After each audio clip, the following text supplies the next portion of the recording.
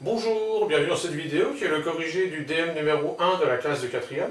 Ce DM était constitué donc de 3 exercices. Un premier exercice qui portait sur les pourcentages, donc appliquer un taux de pourcentage et calculer un taux de pourcentage.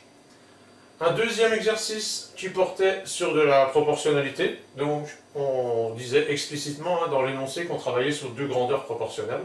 Et un troisième exercice donc, de géométrie, qui portait sur translation, symétrie axiale et symétrie centrale, donc qui permettait de revoir les symétries qui ont été étudiées les années précédentes, et donc de travailler la translation qui a été découverte cette année. Exercice numéro 1, donc on disait qu'au cinéma Cinécité, donc sur 460 places disponibles dans une salle, 65% ont été vendues. Et on demandait donc de calculer combien de places avaient été vendues. Il faut donc calculer 65% de 460. Pour cela, si on a besoin, on peut utiliser un tableau de proportionnalité.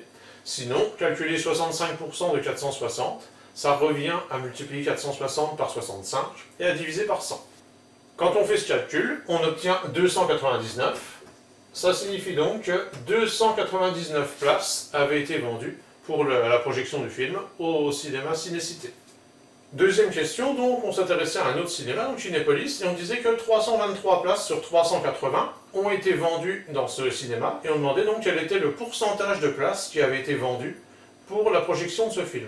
Puisqu'il s'agit de calculer un taux de pourcentage, on peut utiliser un tableau de proportionnalité. Dans ce tableau, donc, on va faire figurer deux informations, le nombre de places sur une ligne et le pourcentage sur la deuxième ligne. On sait donc qu'on dispose de 380 places dans cette salle de cinéma. Puisque c'est la totalité des places, ça représente donc 100%. Et on nous dit dans l'énoncé donc que 323 places ont été vendues. On peut donc placer 323 places.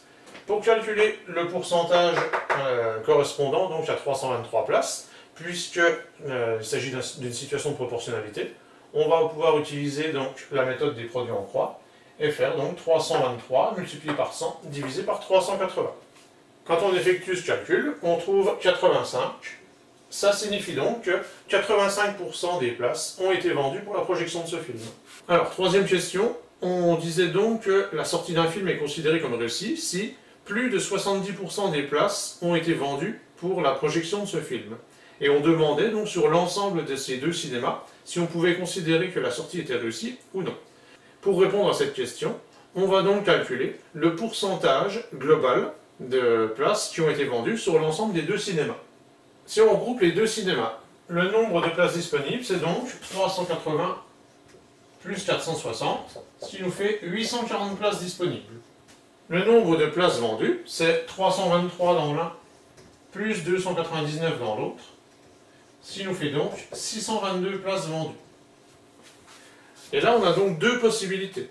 Soit on calcule 70% de 840, et on regarde si c'est plus ou moins de 622, soit on calcule 622 places, quel pourcentage de 840 est-ce que ça représente.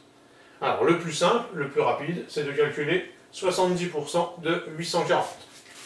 Donc pour appliquer un taux de pourcentage, calculer 70% de 840, on va donc multiplier 840 par 70 et diviser par 100. Quand on fait ce calcul, ça nous donne 588. 70% des places, ça représente 588 places pour l'ensemble des deux cinémas. Puisque 622 places ont été vendues, ça veut dire qu'il y a plus de 70% des places qui ont été vendues sur l'ensemble des deux cinémas regroupés. Donc, on peut considérer que la sortie du film est réussie. Deuxième façon de procéder, on aurait donc pu calculer le pourcentage de places qui avaient été vendues. Donc, on dispose en tout de 840 places, ce qui représente 100% des places disponibles, et on en a vendu 622. Puisqu'il s'agit d'une situation de proportionnalité, puisque c'est des pourcentages, on applique la méthode des produits en croix, on calcule 622 fois 100 divisé par 840, et on regarde si on a plus de 70%, donc des places qui ont été vendues ou pas. Quand on fait ce calcul, ça fait environ 74. Ça signifie donc que 74% des places qui étaient disponibles sur l'ensemble de ces deux cinémas ont été vendues pour ce film. C'est plus de 70%, donc la conclusion serait la même. On aurait vendu plus de 70% des places, donc la sortie du film serait considérée comme réussie. Deuxième exercice, on disait donc que la valeur limite d'un fusible en ampères elle est proportionnelle à la puissance que peut supporter donc l'installation électrique qui est protégée par le fusible. Donc, puisqu'on disait qu'on était dans une situation de proportionnalité, explicitement, on pouvait utiliser un tableau de proportionnalité pour résoudre cet exercice. Je vais donc construire un tel tableau. Alors, les deux grandeurs dont on parle dans l'énoncé sont la valeur limite donc, du fusible et la puissance supportée par l'installation. On nous dit dans l'énoncé qu'un fusible de 16 ampères donc, correspond à une puissance supportée de 3500 watts. On pouvait donc reporter ces valeurs dans le tableau. Et première question, donc, on demandait quelle est la puissance qui est supportée par un fusible donc, dont la valeur limite serait de 30 ampères. Puisqu'il s'agit d'une situation de proportionnalité, on peut utiliser la méthode des produits en croix. On va donc calculer 30 fois 3500 divisé par 16. Et quand on le calcule, ça nous donne 6562,5. Donc la valeur exacte à mettre dans le tableau, ce sera donc 6562,5. Et dans le langage courant, on dirait qu'un fusible donc, de 30 ampères correspond à une installation qui peut supporter de l'ordre de 6500 watts maximum. Deuxième question, on demandait donc si on a une puissance maximale de 5250 watts, quel fusible est-ce qu'il faut prévoir d'installer? Même chose, on va utiliser la méthode des produits en croix. On va donc calculer 5250 fois 16 divisé par 3500. Ou bien, on peut faire 5250 fois 30 divisé par 6562,5. Je vous laisserai vérifier que ça donne le même résultat. Mais il vaut mieux utiliser cette première colonne plutôt que celle-ci, parce que si on s'est trompé sur cette valeur-là, ou si jamais vous mettez la valeur arrondie dans le tableau, vous allez fausser votre résultat ici. On va donc faire 5250 fois 16 divisé par 3500. Et quand on fait le calcul, on trouve 24. Ça signifie donc qu'il nous faudrait un fusible donc de 24 ampères pour cette installation électrique.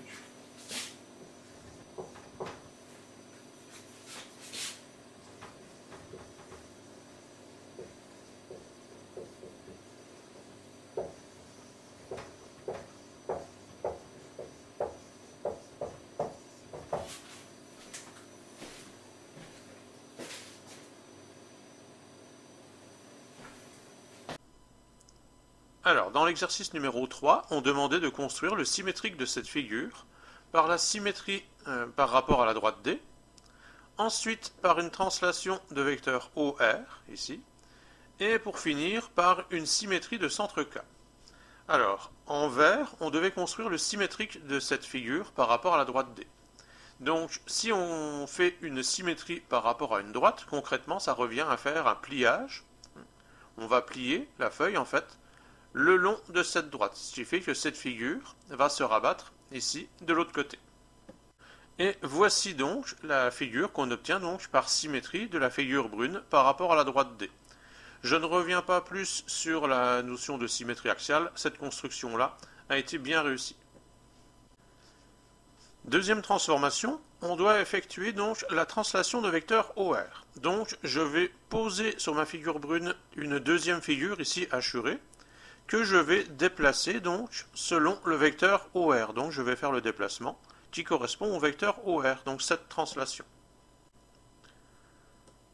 Donc au départ, les deux figures, la figure brune qui est donnée dans l'énoncé et la figure hachurée, donc sont superposées. Et puis au fur et à mesure de ma translation, donc la figure qui est hachurée se déplace jusqu'à arriver dans sa position finale. Et ici, le déplacement qui a été fait correspond bien à la translation de vecteur OR. On a fait glisser la figure brune depuis sa position de départ jusqu'à sa position d'arrivée. Et donc de ce point-là à ce point-là, on a bien le vecteur OR. De ce point-là à ce point ici, on a bien effectué un déplacement qui correspond à la translation de vecteur OR. Alors, troisième transformation, on doit construire le symétrique de cette figure par rapport au point K. Alors, je vais d'abord donner la solution, donc donner la construction, et puis ensuite, donc, on interprétera géométriquement ce à quoi correspond une symétrie centrale. Donc, quand on construit le symétrique de cette figure par rapport au point K, on obtient cette figure en bleu. Géométriquement, cela correspond à faire réaliser un demi-tour à cette figure par rapport au point K. Alors, je vais l'illustrer donc sur GeoGebra. Même chose que tout à l'heure, je vais déposer une deuxième figure sur la figure brune, que je vais faire progressivement tourner autour du point K pour vérifier qu'elle arrive sur la figure bleue. Voilà, donc on considère une figure qu'on dépose sur notre figure brune, donc un calque qu'on dépose sur la figure brune, sur lequel on reproduit cette figure, et on va faire tourner le calque autour du point K. Donc, on commence à le faire tourner, et on va lui faire effectuer un demi-tour. Et donc, on va pouvoir observer, en fait, que la figure vient parfaitement se superposer sur la figure bleue. Alors, pour réaliser la construction sous quadrillage, pour réaliser le symétrique de ce point par rapport au point K, donc, on va compter les déplacements de ce point jusqu'à K, donc on avance de 3 à droite et on descend de 1, et on reproduit ce déplacement. On avance de 3, on descend de 1, et on arrive ici. Ce qui fait que le point K, c'est le milieu du segment qui est constitué de ce point-là comme extrémité, et de ce point-là comme extrémité. Si je veux construire le symétrique de ce point-là par rapport à K, donc je me déplace jusqu'au point K, j'avance de 4 et je monte de 3, et je reproduis le même déplacement. J'avance de 4 et je monte de 3. Donc le symétrique du point que j'avais montré, c'est ce point-là. Et on peut observer que K, c'est le milieu du segment qui relie ce point-là à celui-ci.